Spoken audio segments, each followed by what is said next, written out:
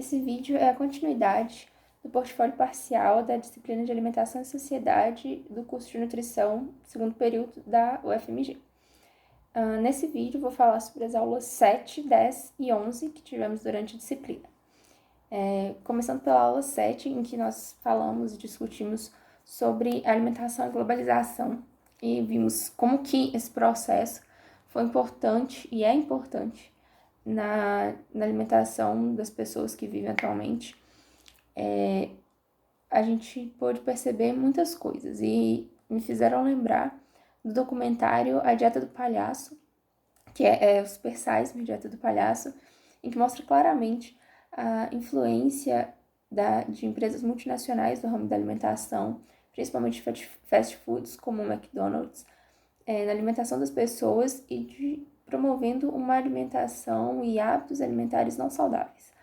É mostrado ali até questões que influenciam já na vida das crianças no ambiente escolar, mostrando lá o caso de uma escola onde eram vendidos bebidas açucaradas, refrigerantes e ultraprocessados, mostrando já uma influência desde tenra idade na vida das pessoas, de uma forma a fazer com que as pessoas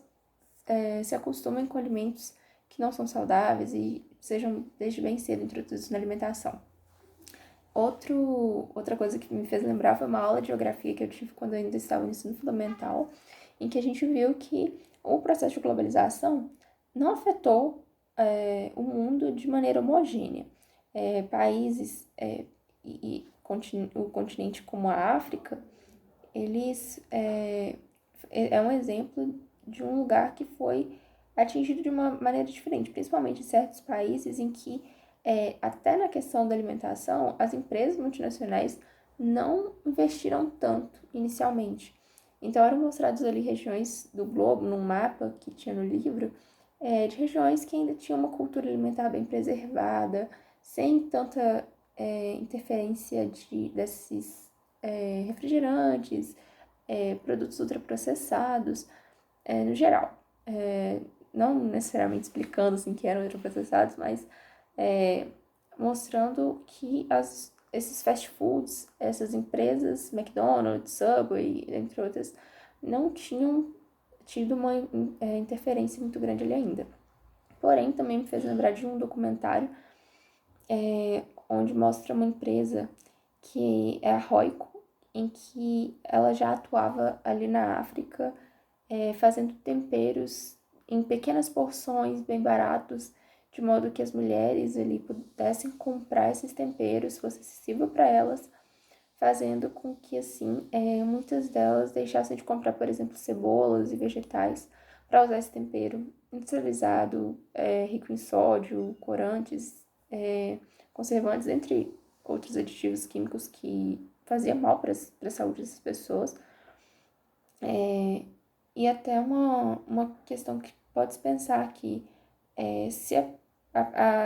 como no caso da mulher que foi mostrada no documentário, ela deixava de comprar cebolas que iam ajudar não apenas na questão nutricional, mas até na questão de volume da refeição final, deixava de comprar aquilo para comprar aquele tempero, porque ele era porque ele era bem mais barato e mostrando como que afetou ali até a questão da agricultura, que antes tinha muita agricultura familiar e depois parou porque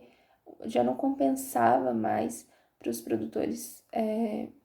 produzirem, né, aqueles alimentos, venderem, não era financeiramente lucrativo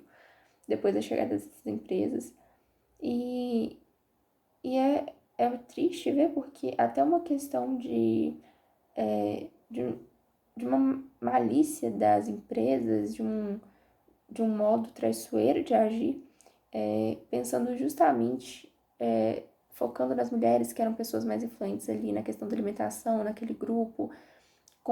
colocando os preços baixos em porções pequenas para atrair melhor e colocando um sabor de carne, que é um alimento que eles já têm muito pouco acesso, para induzir ainda mais ao consumo daquele tempero em detrimento dos outros elementos. Então é possível ver essa atuação não só lá na África, nesse caso do róico, mas também em diversas partes do globo, com diversos tipos de alimentos. Foi mostrado, inclusive, a Nestlé, a atuação da Nestlé aqui no Brasil, mas eu queria focar mais nessa questão da África mesmo. Já falando agora da aula 10, em que nós conversamos sobre obesidade e cirurgias plásticas, antes da aula eu pude conversar com uma colega minha e relembrando com ela um acontecimento que me ocorreu quando eu ainda estava no ensino fundamental, lá com uns 11, 12 anos de idade, e que me fez lembrar, relacionar com algumas coisas da aula depois, em que naquela época tinha uma colega de sala minha que durante a aula, na frente dos colegas, assim, às vezes levantava minha blusa mostrando minha barriga, falando, olha como ela é magrinha e tal. Eram ataques mascarados de elogio e na época eu não tinha a real noção e da dimensão daquilo, mas depois naquela eu consegui perceber o quanto aquilo me afetou, não só a mim, mas também a possível influência que tenha tido nos meus outros colegas, tanto em questão de ver, de como se vê a obesidade ou a magreza, mas também na questão porque ela me colocava muito como me atingindo como se meu corpo ainda fosse muito infantil, que era comparado com o dela, que já era um pouco mais formado e tal, né, que ele já tinha entrado na adolescência. E isso pode se relacionar com a questão psicológica da obesidade, que muitas das vezes é ocasionada por essas questões de como se vê o corpo e tudo mais. Isso eu vou falar um pouco mais à frente. Isso também me fez relacionar, essa aula me fez lembrar daquela série Quilos Mortais e de um caso específico, que é o caso da Jun, em que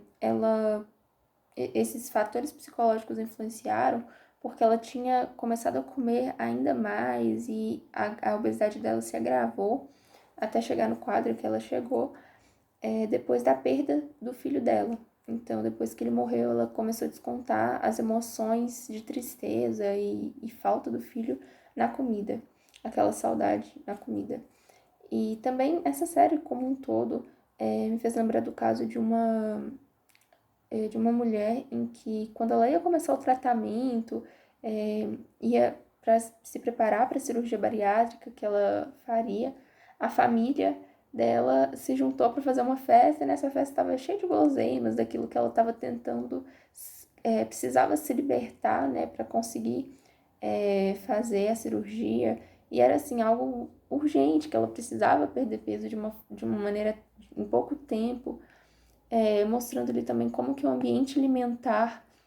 que foi falado inclusive no vídeo anterior, influencia, e esse fator psicológico também. E essa série, que é Os Mortais como um todo, mostra casos de pessoas que realmente precisavam fazer a cirurgia bariátrica por uma questão de saúde, né? Era um tipo de cirurgia que era necessário para a saúde delas, que pode-se colocar em contrapartida uma reportagem que eu vi uma vez do caso de uma mulher que fez lipoaspiração e que deu errado a cirurgia e ela ficou com várias sequelas depois. Ela, inclusive, não podia nem mais usar calça, tinha que usar só saia porque ela sentia muitas dores, porque teve que tirar até parte do glúteo dela por causa de infecções que tiveram e era já uma cirurgia de um porte mais elevado, porque tinha juntado os procedimentos. Então, pode-se ver, nesse caso, uma cirurgia plástica que não era necessária em questão de saúde, diferente dessas da série de Quilos Mortais, e como que as pessoas ultimamente colocam até a saúde em risco por causa desse padrão de beleza inatingível que se coloca. Outra questão que dá para relacionar já é até fazendo um link com a aula 11 desses transtornos alimentares e relatividade do corpo, em que eu citei essa questão psicológica, que é muito importante e tal. E já entrando nessa aula 11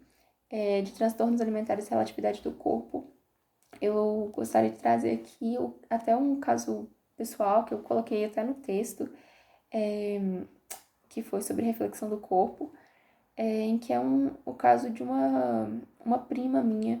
e que me tocou muito porque há alguns anos ela tinha engordado um pouco e as pessoas, né, da minha família, até com boas intenções, mas fazendo de forma muito errada,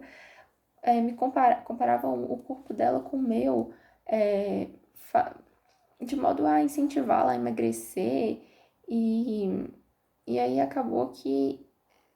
aquilo foi feito de uma forma tão ruim, e essa comparação é sempre muito ruim, né? Mas foi feito de uma forma, causou um impacto tão grande nela, que ela emagreceu, realmente, só que emagreceu demais, ficou doente e até a depressão dela se agravou. Então, a gente pode ver como que a questão psicológica, a questão do ambiente, as pessoas que estão ali ao redor têm influência sobre essa questão de transtornos alimentares e de como pode afetar a vida da pessoa, como nesse caso da minha prima que agravou a depressão e, enfim, várias outras questões. Outra coisa que me fez lembrar essa aula 11, foi a música Orange Juice, de Melanie Martinez, que foi inclusive essa minha prima que me mostrou, onde é um videoclipe, né, dessa música em que a cantora fala sobre a bulimia, ela vendo uma amiga dela passar por isso, e aí tem várias alusões de coisas que essa amiga dela passava e de coisas que uma pessoa com bulimia passa, que é um transtorno alimentar muito sério, né? Mostrando lá exemplos de uma menina que, né, no videoclipe, para ilustrar, ela consumia apenas laranjas e aí vomitava o suco de laranja. Tem inclusive uma cena bem impactante em que uma menina fala para essa outra, a amiga, né, dessa outra do videoclipe que tá com bulimia, fala para ela que eu queria poder te dar os meus olhos porque eu sei que os seus não estão funcionando bem. Para você ver como que você é linda, que seu corpo é imperfeitamente perfeito e que os outros sempre querem ter o que os outros têm. Uma pessoa sempre quer ter o que os outros têm, e mostrando toda uma ditadura da beleza ali envolvida,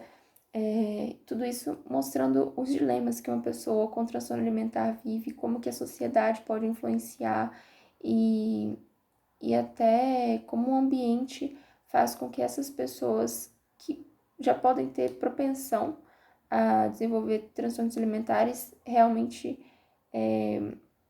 sofram disso, né, e piorem. E essa aula foi muito importante